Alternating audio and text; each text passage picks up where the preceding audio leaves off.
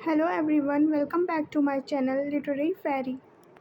आज हम बात करेंगे इंग्लिश लिटरेचर की। अमेरिकन इंग्लिश लिटरेचर में एक ऐसा सफ़र लेकर आई हूँ जहाँ किताबों के पन्नों से निकलकर विचार आपके दिल तक पहुँचते हैं। मैंने यह चैनल शुरू किया क्योंकि मुझे विश्वास है कि साहित्य, इतिहास और सामाजिक विचार केवल पढ़ने की चीज़ नहीं है, महसूस करने की प्रक्रिया है।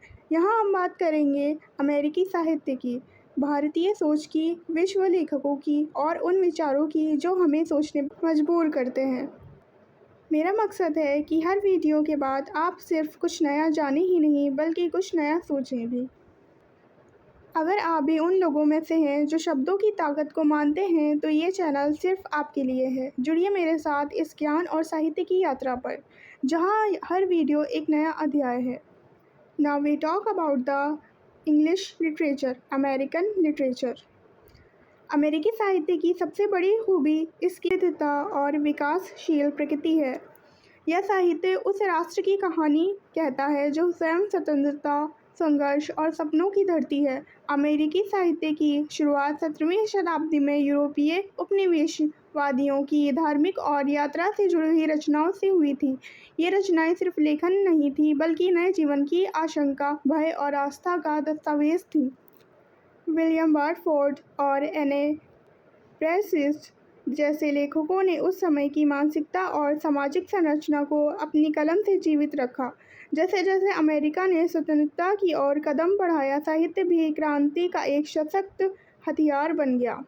थॉमस पेन की कॉमन सेंस ने जनता में आज़ादी के लिए जागरूकता पैदा की। इसी तरह एमर्सन और थॉरियो जैसे विचारकों ने ट्रांसेंडेंटलिज्म के जरिए आत्मनिर्भरता और प्रकृति की पूजा को जीवन का हिस्सा बनाया। परंतु अमेरिकी साहित्य का सबसे मार्मिक और सशक्त पक्ष वहाँ है जहाँ उसने समाज की गहराइयों में झांका, खासकर जब गुलामी, नस्ल भेद और वर्ग संघर्ष जैसे मुद्दों पर बात की गई। हैरिस विकर स्टोन की अंकल टॉम्स कैबिन और फ्रेडरिक डगलस की आत्मकथा ने अमेरिका को उसकी ही अंतरात्मा से मिलवाया। इसके बाद 20वीं सदी में जब अफ्रीकी अमेरिकी आवाज़ें उभरने लगीं, तब हार्लेम रेनेसांस ने साहित्य को एक नई ऊर्जा दी। लैंगस्टन ह्यूज, जोरा नेल हस्टन और अन्य लेखकों ने अपनी सांस्कृतिक पहचान को गर्व से अपनाया और नस्लीय अन्याय के खिलाफ लिखा।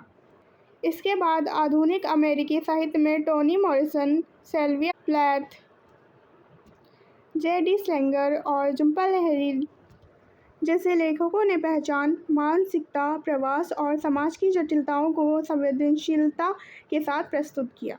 कुल मिलाकर अमेरिकी साहित्य एक चलती फिरती आत्मकथा है। कभी आत्मा की पुकार, कभी इतिहास की चीख, तो कभी सपनों की हल्की सी झलक। इसमें सिर्फ अमेरिका ही नहीं बल्कि मानव अस्तित्व की पूरी विविधता सन्निहित है।